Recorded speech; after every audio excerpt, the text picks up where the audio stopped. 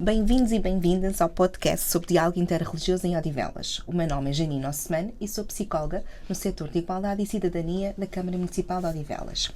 No episódio de hoje do podcast sobre diálogo interreligioso, vamos receber a comunidade Bahá'í de Portugal. E para nos ajudar a mergulhar no tema, temos connosco a Sílvia Santiago. Vamos começar? Bem-vinda, Sílvia. Obrigada por ter aceito o nosso convite para participar aqui no podcast sobre diálogo interreligioso em Odivelas. Queremos conhecer então um pouco melhor a comunidade Bahá'í e para isso eu vou-lhe colocar aqui algumas questões, pode ser? Claro, esteja à vontade. Para começar, pode-nos explicar se tem um livro sagrado ou escrituras sagradas? Sim, nós temos várias escrituras sagradas que foram escritas mesmo por Baha'u'lláh, que é o fundador da fé Bahá'í, mas o livro sagrado, aquele que é o livro das leis, é o Kitab al-Aqdas. É como a última edição dos 10 mandamentos. Okay. Nós acreditamos na revelação progressiva, significa que ao longo do tempo Deus nos envia manifestantes que são professores para a humanidade e Moisés recebeu os 10 mandamentos e temos vindo a atualizar esse livro de leis, ao mesmo tempo que a humanidade também vai evoluindo e vai precisando de novos ensinamentos para continuar a evoluir. Para nós, acreditamos que a última revelação divina foi feita no Kitab al-Aqdas, que confirma as leis anteriores e adiciona mais leis. Ok. E para a comunidade Bahá'í, quem é ou o que é Deus? Quanto tempo temos? Então, Deus é o Criador. Ele é tudo, Ele construiu tudo, Ele faz tudo e Ele é todas as virtudes, todas as coisas boas e maravilhosas. Ele é a luz e Ele também não é acessível, mas é acessível não sendo acessível. Nós acedemos a Deus através daquilo que Ele nos dá, através dos manifestantes e através de todas as bênçãos que Ele nos envia constantemente, a todo momento, a todos nós, que somos a sua criação. Mas Deus é tudo, e é tudo aquilo que é bom, e a Ele vamos todos regressar, e dele viemos todos. Ok. E podes falar um pouco sobre as principais crenças e princípios fundamentais? Então, para a fé Bahá'í, a mensagem principal que Baha'u'lláh deixou para a humanidade foi a unidade. A unidade de todo o género humano. Que nós possamos viver como irmãos, que somos irmãos dentro da criação. Este é o princípio de tudo. Como é que nós vivemos isso na prática? Sim. Podemos olhar uns para os outros como iguais. Não iguais na individualidade, porque nesse aspecto cada um de nós é único. No entanto, somos todos gotas do mesmo oceano. Ok, obrigada. Pegando então neste conceito da igualdade e passando um pouco para a igualdade de género, este é um princípio fundamental e existe uma analogia que eu acho bastante curiosa na fé Bahá'í da humanidade assemelhar-se a uma ave. Pode-nos falar um pouco sobre esta analogia? Sim. Essa analogia tem 2 ensinamentos principais. Sim. Um casal ou uma parceria, nós olhamos como uma ave que tem 2 asas, sendo que o homem é uma asa, a mulher é outra asa e só existe evolução, só existe voo se as 2 asas estiverem igualmente fortes. Sim. As forças de cada um é que podem ser diferentes. Na verdade são complementares. Sim. É um exercício de equilíbrio. Também existe uma outra analogia que se usa com a ave, que também é sobre a nossa vivência no planeta, esta vivência que nós temos, que é como se uma ave que entra por uma janela e passa e sai pela outra, para dar uma dimensão da vida que nós vivemos. Por vezes determinadas coisas desta vida, como questões materiais, condicionam as nossas decisões. Sim. E o que essa analogia nos diz é que esta é apenas uma passagem. Okay. E é uma passagem rápida. Esta vida é uma passagem rápida. No entanto, é muito exigente, porque tem que ser feito equilíbrio entre nós, enquanto um ser único, e outros seres. Que acontece no casal, acontece noutras parcerias, como as parcerias entre pessoas que trabalham juntas, que têm um negócio juntos, que têm um projeto juntas, e esse equilíbrio deve existir entre todos os seres humanos, e mesmo pessoas que nós ainda não sabemos o nome delas, e às vezes podemos colaborar com elas. Ok. E quais são as principais comemorações e os seus significados? Existem muitas comemorações na fé Bahá'í, sendo que nós temos uma festa de 19 dias, de 19 em 19 dias. Mas eu quando me perguntam pelas comemorações, a primeira que me vem à mente é o Festival do Rizvan. O Festival do Rizvan acontece durante 12 dias, vai de 20 de abril a 2 de maio, e nós comemoramos todos os anos esses 12 dias que Baha'u'lláh passou no Jardim do Rizvan, que se chama, que é o Jardim do Paraíso, que é localizado em Bagdá. Baha'u'lláh estava com a sua família, e foi também nesses dias que Baha'u'lláh se declarou como manifestante de Deus. Então, de todas as comemorações, eu escolhia essa, que foi quando Baha'u'lláh disse: eu sou o escolhido, eu sou o manifestante, e aceitou o seu trabalho. E quais são as principais atividades religiosas ou tradições? Bem, as principais atividades que nós temos, tradições, a fé Bahá'í é do planeta inteiro, ou seja, cada país tem as suas tradições, e as tradições mantêm-se e devem ser respeitadas. Por exemplo, quando um Bahá'í vai viver para um outro país, deve respeitar as tradições daquele país, mas terá as suas tradições culturais, mas deve-se tentar adaptar o melhor possível. Nós, na comunidade Bahá'í em Portugal, temos muitos estrangeiros de muitos pontos do mundo. Quando eu penso mais nas ações, o que é que deve regrar a vida de um Bahá'í? A ação. Uma ação concreta de fazer o bem. De todos os dias tentarmos pôr em prática aqueles que são os ensinamentos que Baha'u'lláh nos trouxe. Viver a religião mesmo na prática. Fazer orações é muito importante. E existem, para aqueles que são Bahá'ís, existem as orações obrigatórias, mas também é igualmente importante não só recitar as palavras e meditar sobre essas palavras que estão a ser recitadas em oração, mas agir como uma oração. As ações serem como uma prece a Deus. Ser colocada em prática os ensinamentos, não é? No dia-a-dia. Exato, no dia-a-dia. No dia-a-dia. Quando nós temos nós, seres humanos, quando estamos a fazer algo com uma intenção, ou seja, quando nós refletimos e tentamos agir de acordo com aquelas palavras, diminuímos a probabilidade de virem de cima os nossos defeitos. Porque os temos. É essa a condição humana. Os Bahá'ís são seres humanos iguais aos outros. Somos todos seres humanos. E a condição humana tem defeitos. Quando nós nos focamos em pôr em prática as palavras das orações, as palavras das escrituras, estamos tão ocupados a tentar fazer bem que diminuímos a probabilidade de fazer mal. Não quer dizer que não continuamos a fazer. Mas estamos focados no bem, não é? Estar focado no bem, estar focado no positivo, naquilo que é correto e, acima de tudo, agradar a Deus. Tentar agradar a Deus. Pelo menos tentar. E ansiar que Ele aceite. E falando então aqui nas preces, diga-nos aonde é que estão localizados e quais são os dias ou horários de culto.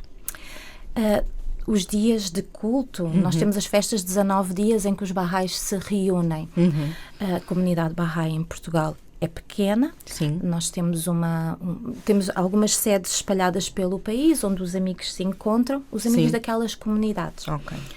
Para tentar responder à pergunta, aqui em Odivelas, Sim. nós somos poucos barrais. Ok. E como é que nós comemoramos, por exemplo, as festas de 19 dias, Sim.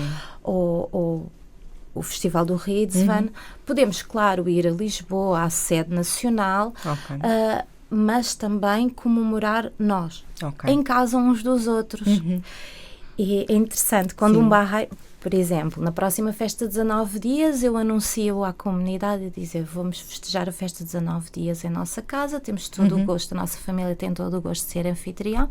Significa que qualquer barrai, de qualquer ponto do mundo, que saiba que nós temos a nossa casa aberta para Sim. festejar a festa de 19 dias, ele pode estar a passar por Odivelas e dizer assim: é ali a festa de 19 dias mais próximo do sítio onde eu estou. Não conheço os amigos, mas são barrais e eu sei que eu vou ter a porta aberta e vai entrar, apesar de nós nunca Sim. nos conhecermos. Então, essa é a condição. Quando nós abrimos a nossa casa para ser anfitrião de uma comemoração, de uma festa de 19 dias, a nossa casa está aberta aos barrais que estejam de passagem, aos simpatizantes que estejam de passagem, porque a nossa casa naquele momento torna-se aberta à comemoração da fé. Da fé, ok.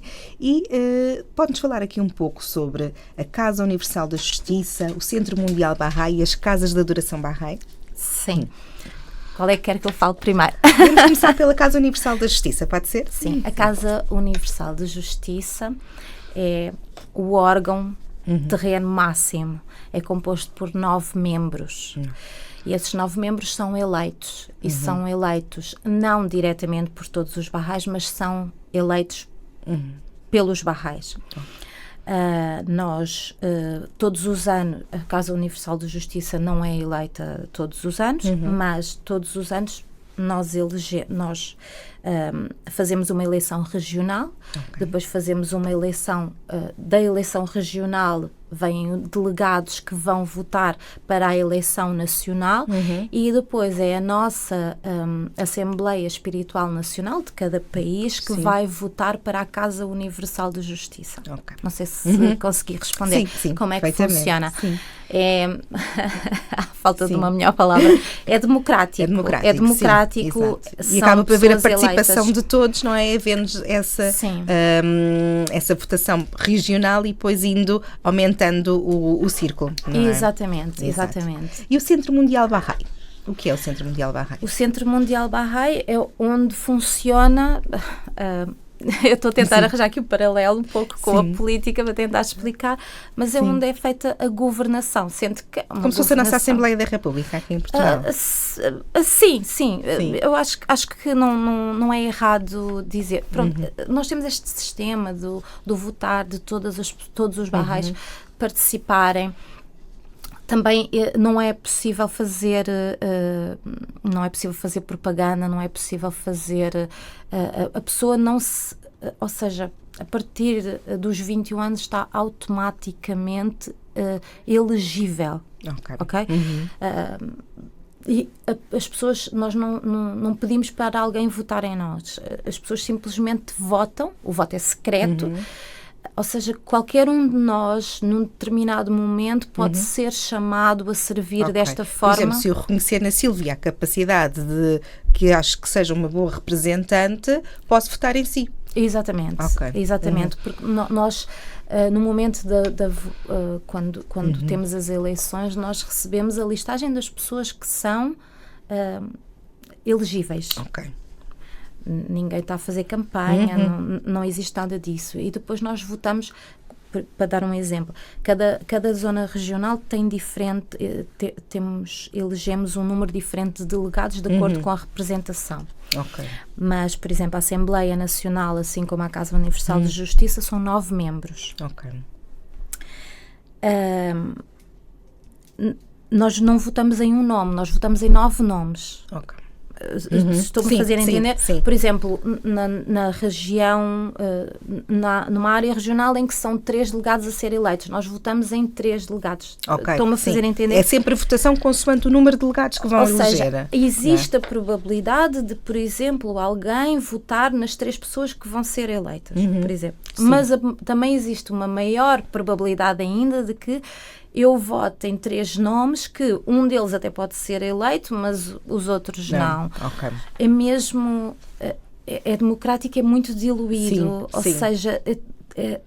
Porque como não se vota em só uma só pessoa, exatamente, não é? Há mais probabilidade também de... Esta forma de funcionamento das instituições é divino, não foi uma conjetura de um grupo de pessoas que decidiu. Isto foi revelado.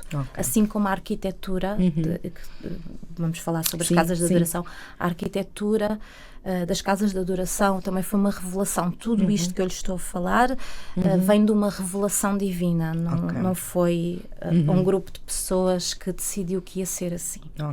Então, e falando então das casas de adoração Bahá'í, pode-nos falar um pouco mais? As casas de adoração Bahá'ís são para todos, não são só para os Bahá'ís. A revelação de Baha'u'lláh foi de unidade, e da unidade de todos os seres humanos, inclusive da unidade de todas as religiões. Sim. E as casas de adoração são para a humanidade, não são só para os Bahá'ís, é mesmo para todos.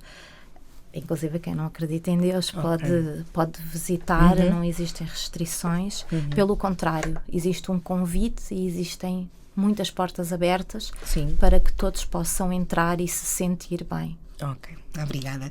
E falando também aqui do Instituto Ruy, pode-nos explicar um pouco o que é o Instituto Ruy? O Instituto tem um trabalho extraordinário. O Instituto foi fundado na Colômbia e o objetivo é simplificar os ensinamentos para o mundo inteiro. O Instituto tem livros que estão numerados, o livro 1, o livro 2, o livro 3, etc, etc. Sim. Também nasce no Instituto os livros, ou seja, os programas que são usados para as aulas de crianças, para os grupos de pré-jovens, também para os jovens e para os adultos, onde existe uma...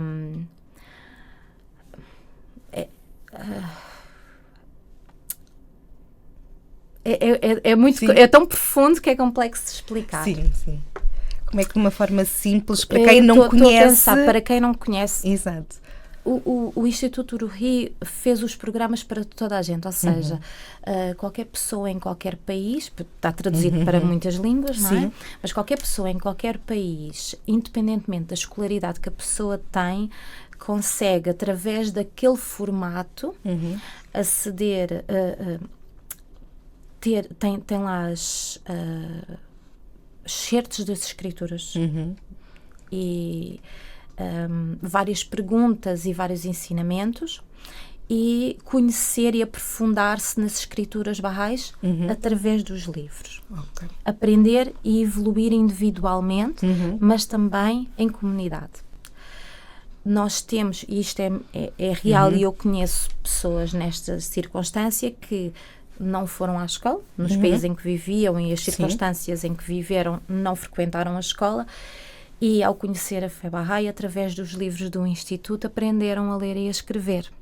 Da mesma maneira que pessoas que têm licenciaturas e mestrados fazem exatamente os mesmos livros. Ou seja, aquilo está feito de uma forma que é mesmo para todos. Acessível a todos. É acessível a todos. Inclusive, pessoas que não tenham religião e podem nunca se declarar Bahá'ís, mas que queiram fazer e conhecer um pouco mais. E eu convido, é muito interessante. Outra particularidade. Existem pessoas que, penso que é o livro 7, onde nós aprendemos a ser dinamizadores dos livros do Instituto.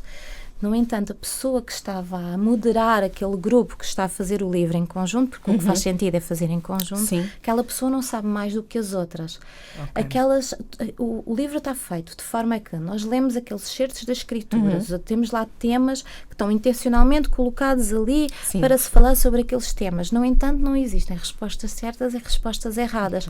O que nós convidamos a que aconteça é que haja um debate de ideias e que todos possam consultar sobre as suas visões individuais, de acordo com as suas experiências e com as suas reflexões até espontâneas naquele momento, que partilhem para o grupo o que é que pensam acerca daquele assunto e que possa haver um debate amigável, tolerante, em que não existem respostas erradas e todos podem crescer juntos, ouvindo-se uns aos outros. Sim, o ponto de vista de um pode ser enriquecedor para o outro e até podemos estar a ver uma outra perspectiva que também possa até fazer sentido para nós, não é?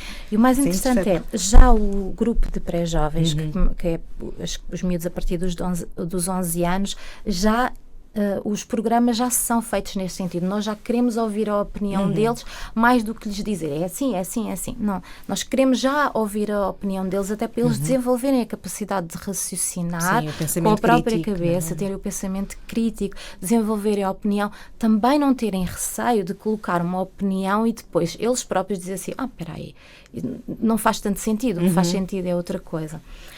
Nas aulas de crianças, nós já também estamos a preparar as crianças para esse pensamento crítico, sendo que, claro, precisam de maior orientação, sim. Às vezes até precisam de maior orientação para estarem um bocadinho sentados. É verdade. Sim. Mas é sempre nesta perspectiva. Sim, todo o programa é feito para que o ser humano... nas diferentes fases da sua vida, não só esteja a aprender ao longo da sua vida, esteja sempre numa postura de aluno, mesmo o moderador. O moderador tem de estar sempre também numa postura de aluno. Quem já fez moderação de muitos livros, normalmente o próprio livro, por exemplo, já fez 5 grupos de livro 1, a pessoa já está cheia de anotações, porque a cada grupo que vai moderar está a aprender coisas. Que perspectiva interessante, nunca tinha ouvido aquilo. E vai pondo, vai escrevendo, apaga algumas coisas. É um aprendizado contínuo, não é? A ideia é essa. Portanto, eu não sei se consegui explicar o que é um Instituto Uruhi, mas pelo menos é este o objetivo. O objetivo, sim. E falando aqui um pouco sobre o papel da meditação na fé Bahá'í. Quando me falo em meditação, eu acho que a meditação está mais do que provado cientificamente que é bom para o ser humano. Sim. E o sermos saudáveis, corpo, mente, espírito, sermos saudáveis como um todo é muito importante, e é importante que as pessoas parem, principalmente numa vida do século XXI cheia de super acelerada, não é? Super acelerada. E é mesmo importante meditar, meditar sobre as escrituras. No caso dos Bahá'ís é uma dos convites que nós temos a fazer todos os dias, meditar sobre as escrituras. Mas também uma autorreflexão. É muito importante fazermos uma autorreflexão. A religião é vivida em grupo, com as festas de 19 dias, o estudo dos livros do Instituto Uruhi, o podermos até estar com pessoas que não têm religião, que não acreditam em Deus. Sim. E podemos estar juntos a refletir sobre aqueles temas e aprendemos todos juntos. Tudo isso é uma vivência social. Sim. No entanto, eu sou responsável pela minha alma, eu sou responsável pelo meu espírito e eu tenho os meus próprios desafios. Então, todos os dias, eu devo refletir sobre aquele que foi o meu dia. O que é que eu fiz durante o meu dia? O que é que eu poderia ter feito de forma diferente? Não para me castigar, mas para eu poder aprender com a minha experiência, na primeira pessoa, a minha experiência individual, e no dia a seguir eu possa fazer mais, fazer melhor. E cada pessoa tem o seu ritmo. Há pessoas... E o ritmo de cada um de nós também é diferente. Sim, é diferente. Às vezes nós temos... provavelmente já aconteceu com todos nós, pelo menos quem está na vida adulta, nós temos momentos de epifania. Momentos em que nós percebemos, mas como é que eu não percebi isto antes? É este o caminho? Andei a fazer isto assim, não é nada assim. Se nós nos convidarmos a fazer uma autorreflexão todos os dias, mais epifanias nós vamos ter, mais nós vamos evoluir, maior vai ser o bem que nós vamos conseguir operar. Sempre na ação. Aproximar as lindas palavras sobre as quais nós meditamos, as nossas ações serem as palavras e as ações serem cada vez mais próximas. Não é fácil. A condição humana cria muitos desafios para que isto seja possível. Sim.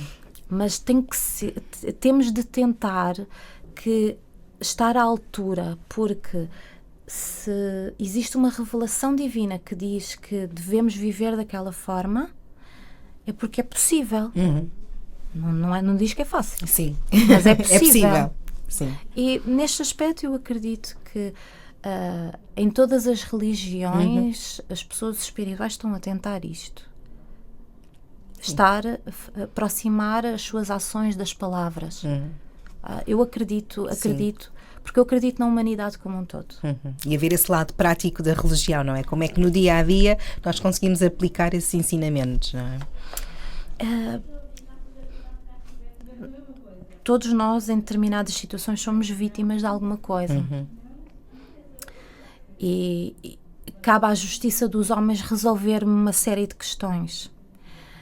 Quando nós estamos a falar do ponto de vista espiritual, da nossa vivência pessoal espiritual, nós,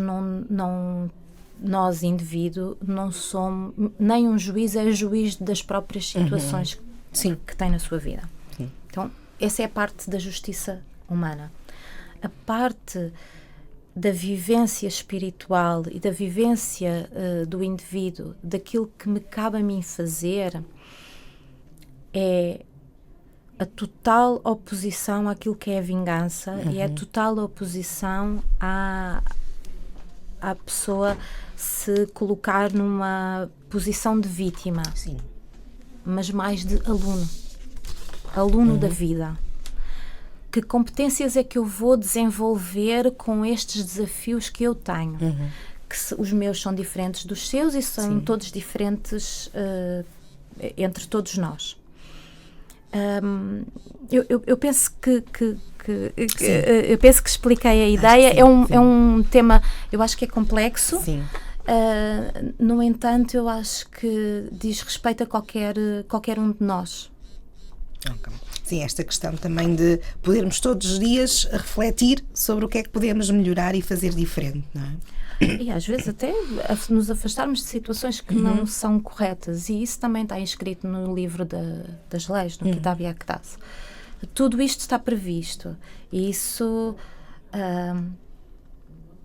uma das coisas que é reconfortante é saber que foi próprio Baha'u'lláh que escreveu. Ninguém escreveu, foi ele que escreveu. Já no momento da revelação de Baha'u'lláh já existia a possibilidade dele escrever e ser ele a deixar escrito. E isso também é uma maravilha da tecnologia que nos ajuda a todos. É verdade. Agora, falando aqui um pouco de si, Sílvia, qual o impacto da espiritualidade na sua vida? Bem, acho que já fui falando um pouco disso. É verdade, sim. Mas assim, um resumo. O impacto da espiritualidade na minha vida é tudo. É onde eu vou buscar as respostas. Às vezes, quando eu não compreendo, porque acontece, eu tento procurar. Vou ler o livro de leis e diz que a minha conduta deve ser de uma determinada forma, mas eu, na minha condição humana, não estou a entender. Ainda não cheguei lá, ainda não estou a entender. No entanto, tenho a vontade porque tenho fé de agir daquela forma. Aí ajuda a oração. A oração ajuda a oração a pedir a Deus que me permita desenvolver as qualidades espirituais para entender, para agir, pedir guia. A espiritualidade permite-me tapar os olhos para aquilo que a pessoa parece fisicamente, ou o casaco que tem vestido, a roupa, o cabelo, tudo na pessoa, permite-me tentar sentir a outra pessoa na alma que ela é, e não no aspecto físico da pessoa. Sendo que o cuidar do corpo enquanto o templo da nossa alma é importante. Cuidar do corpo do ponto de vista da saúde, nesse sentido. Sim.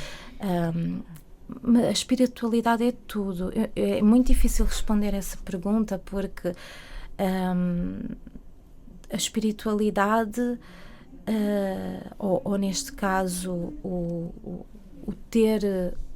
o seguir uma religião onde nós vamos buscar as respostas, permite-nos viver na dúvida, mas saber onde encontrar algumas certezas. Sim. Mas é também isso, é também ter dúvida, é ser humilde, é saber que porque eu tenho dúvidas, porque eu tenho defeitos, porque eu vivo uma condição humana, vale a pena viver, porque eu estou nesta vida a desenvolver as competências para a próxima. E existe também uma analogia que nós usamos, que é a analogia do bebê que está dentro do útero da mãe. Em que o bebê dentro do útero da mãe, ele desenvolve as orelhas, o nariz, o sistema respiratório, os braços e as pernas, e ele dentro do útero da mãe não precisa de nada destas coisas, mas depois de nascer, aquele ser humano vai perceber que tudo aquilo que ele desenvolveu dentro do útero da mãe, ele vai usar nesta vivência, neste plano. Assim se passa connosco. Nós acho que ainda não é possível compreender, porque desconhecemos a vida para a qual vamos nascer. Sim. Porque quando morrermos, assim como o bebê morre para o útero, mas nasce para esta vida, nós vamos morrer para esta vida e nascer na próxima. Então nós vivemos um pouco nesse abstrato, nessa dúvida, mas sabendo que é esse o caminho, e que quando nós nos desviamos desse caminho, normalmente também temos sinais de que não estamos no caminho certo. Nem sempre os vemos, não é?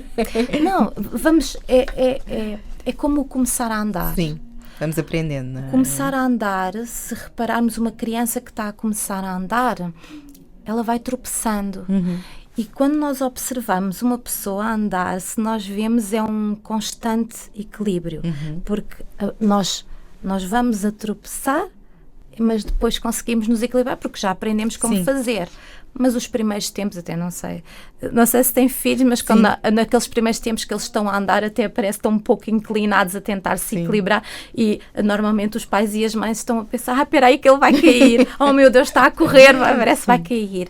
Mas na verdade é esse equilíbrio, e assim se passa com a nossa evolução. Nós também vamos tropeçando, mas vamos encontrando um ponto de equilíbrio, e é maravilhoso. Faz parte do processo, não é? Exato.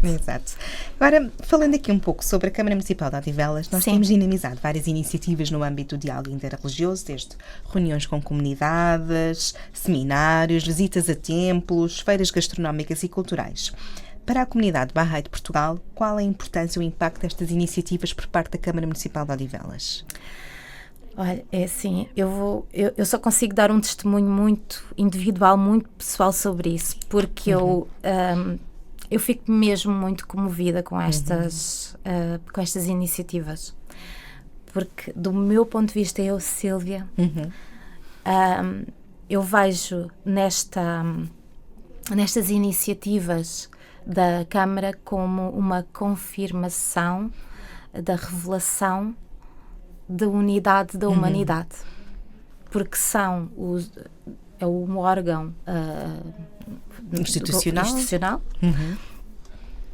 preocupado no bom sentido, não é? E com iniciativas concretas de unidade na diversidade.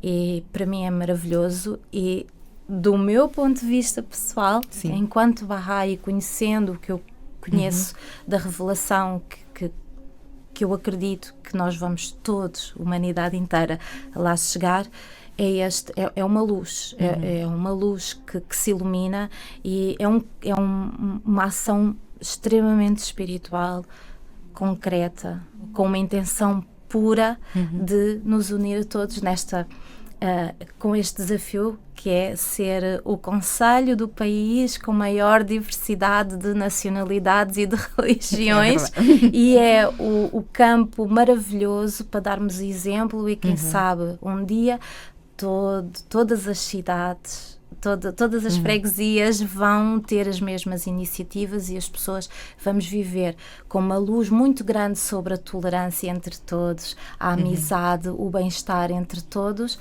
independentemente das nossas diferenças. Exato, é esse mesmo o objetivo. E por último, vou-lhe pedir que nos deixe uma mensagem para quem nos esteja a ver e ouvir.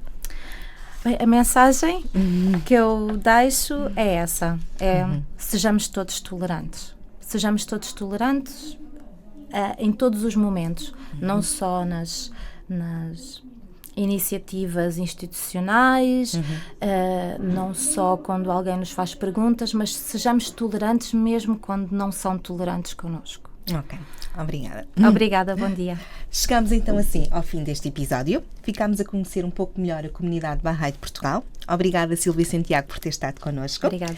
Para quem está desse lado, obrigado por nos acompanharem. Se gostarem, partilhem e ouçam os restantes episódios. Convidamos todos e todas a estarem presentes nas várias iniciativas da terceira Semana da Harmonia e do Diálogo Interreligioso, que decorrerá no final de setembro. Até ao próximo episódio. Obrigada. Obrigada. Obrigada.